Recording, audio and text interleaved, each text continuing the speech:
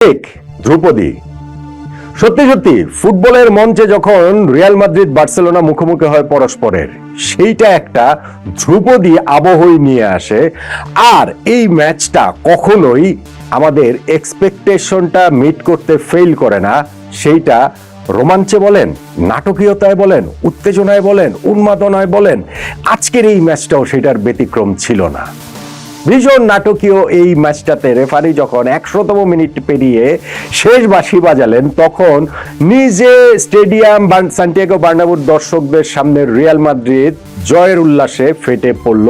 বার্সেলোনাকে তারা হারিয়েছে, উল্লাস করার জন্য এইটাই যথেষ্ট। সঙ্গে যদি যোগ করেন যে এই জয়ের মাধ্যমে লা লিগার পয়েন্ট টেবিলের শীর্ষে নিজেদের অবস্থানটা আরো পাকাপোক্ত করলো, বার্সেলোনার সঙ্গে পয়েন্টের ব্যবধানটা 5 পয়েন্টে নিয়ে গেল, তখন রিয়াল মাদ্রিদের উল্লাসে আরেকটা বাড়তি মাত্রা পায়। সঙ্গে যদি আপনি যোগ করেন গত সিজনে মুখোমুখি 4 লড়াইয়ের 4টাতেই এই বার্সেলোনার কাছে রিয়াল মাদ্রিদ হেরে গিয়েছিল, তখন রিয়ালের কাছে এই জয়টা আরো বেশি মাহাত্ম্যপূর্ণ হয়ে ওঠে।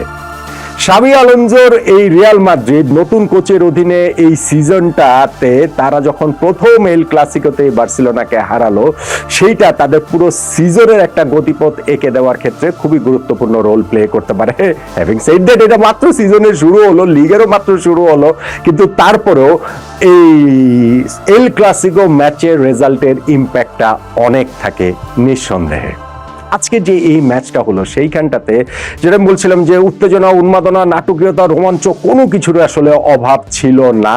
এবং ডিজার্ভিং দল হিসাবেই কি রিয়াল মাদ্রিদ এটাতে জিতে যায়নি?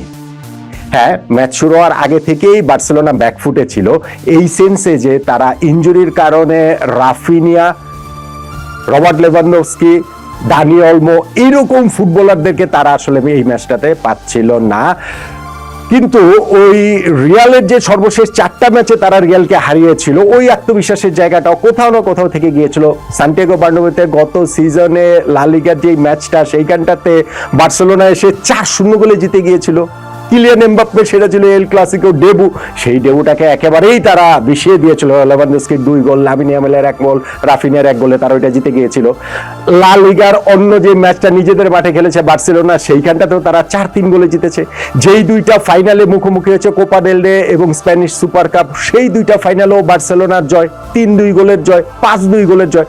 তো দেখেন, রিয়াল মাদ্রিদের বিপক্ষে গত সিজনের 4টা ম্যাচে বার্সেলোনার এইরকম জয়, আপনি গোল সংখ্যাগুলো দেখলে এবং গত সিজনের ওই ম্যাচগুলোর কথা মনে করলে আপনার বুঝতে পারবেন যে সেইগুলো আসলে কিরকম রোমাঞ্চকর ছিল, রিয়াল মাদ্রিদের জন্য ঘুরে দাঁড়ানোটা আসলে কত গুরুত্বপূর্ণ ছিল।